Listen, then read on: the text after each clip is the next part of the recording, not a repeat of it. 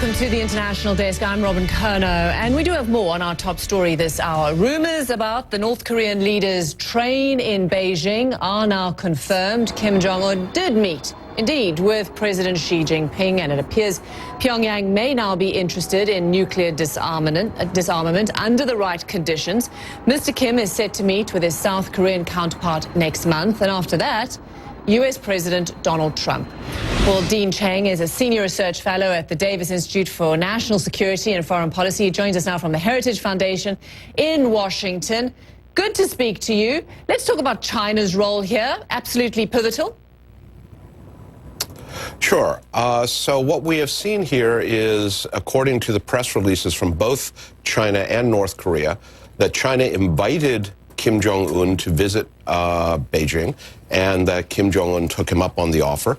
Both sides had apparently extensive conversations about both domestic and foreign policy issues, and of course, at the end of the day, did talk about nuclear issues as well.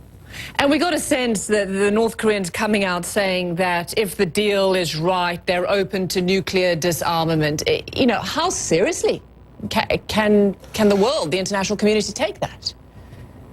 Well, the problem, as they say, is the devil is in the details. The North Koreans have offered denuclearization before, but when they talk about denuclearization, what they are saying is not only does North Korea offer, quote-unquote, to eliminate its nuclear weapons, but South Korea and the United States have to offer significant security guarantees, not simply that the U.S. and South Korea won't attack North Korea, but that ultimately the U.S.-South Korean alliance has to be ended.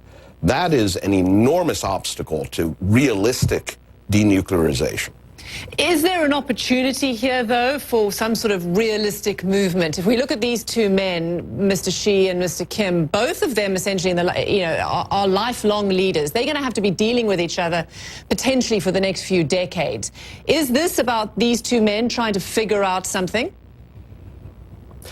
Well, very clearly, North Korea is, at the end of the day, smaller than China, and does depend heavily on China for subsidized food, for fuel shipments, for things like that. So, yes, both countries are, in a sense, feeling out, both leaders are feeling out where is the other coming from. This is, of course, the very first time that Xi himself has met Kim Jong-un, despite Kim Jong-un having been in power for the whole time that Xi's been in power. It's the first time that Kim Jong-un has left North Korea. There's an interesting additional factor here, which is that over the last several years, we've seen Russia play more of a role towards supporting North Korea. And they've opted again for some sort of support or involvement recently. Exactly. And so I think one of the interesting problems for Xi Jinping then is how far can he push North Korea into negotiating with the South, with the United States, when you have Vladimir Putin in the background sort of saying, no, you Putting don't. up his hand, I'm willing saying, to help you. Me too, me too. Where does this leave the Americans? How isolated from this are the Americans? Mr. Trump tweeting in many ways, I'm paraphrasing here, that his fire and fury type diplomacy and pressure is worked. He made this happen. Well, I think it is important to note that back in November, for example, Kim Jong-un refused to meet a representative from Xi Jinping, the head of the Chinese Communist Party's foreign office. So something happened between November of last year and March now. Is it fire and fury? Is it maximum pressure? It's hard to say.